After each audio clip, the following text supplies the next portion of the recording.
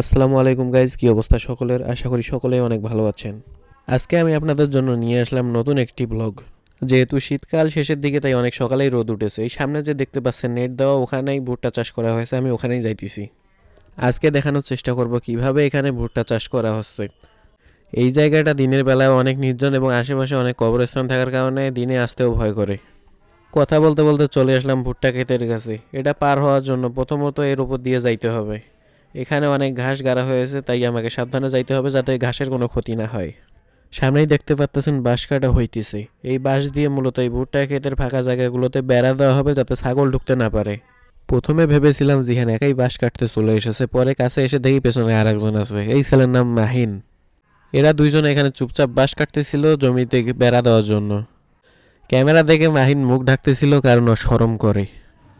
এদিকে জমিতে যে গাছগুলো দেখতে পাচ্ছেন এগুলো হলো ভুট্টা গাছ। এই ভুট্টাগুলো দেখানোর জন্য আমি এখানে এসেছি।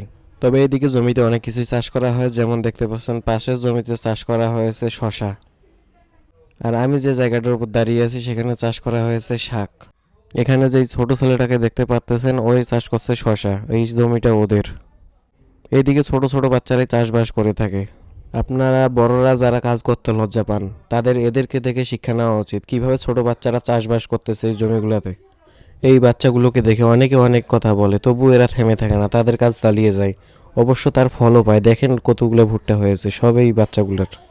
দূরে একজন একটা মেশিন স্টার্ট করছিল, তাই আমরা দৌড়ে আসলাম এটা দেখার জন্য কিভাবে স্টার্ট করে। মূলত এটা একটা মোটরসাইকেলের ইঞ্জিন যেটা পেট্রোল দিয়ে চলে, হোন্ডা কোম্পানির। স্টার্ট করার জন্য অনেকবার চেষ্টা করছিল কিন্তু স্টার্ট হচ্ছিল না। অবশেষে অনেক চেষ্টার ফলে স্টার্ট হয়ে যায়। এখানে বেশিক্ষণ না থেকে আমি চলে যাচ্ছিলাম বাসার দিকে।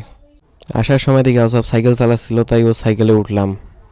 এখান থেকে বাসায় বেশি দূরে না, তবুও হাঁটি যেতে ইচ্ছা করে না, তাই ওকে সামনে নিয়ে সাইকেল চালানো শুরু করলাম, কিন্তু ক্যামেরা ঠিকঠাক ধরতে পারতেছিলাম না। অবশেষে চলে আসলাম বাসার কাছে। এখন সাইকেল থেকে আমরা নামবো, নামার পর সবাই বাড়ি চলে যাব। দেখে বোঝা যাচ্ছে আসাব অনেক কষ্টে সামনে বসেছিল। যাই হোক, এখানেই শেষ করছি ভিডিও। আল্লাহ হাফেজ।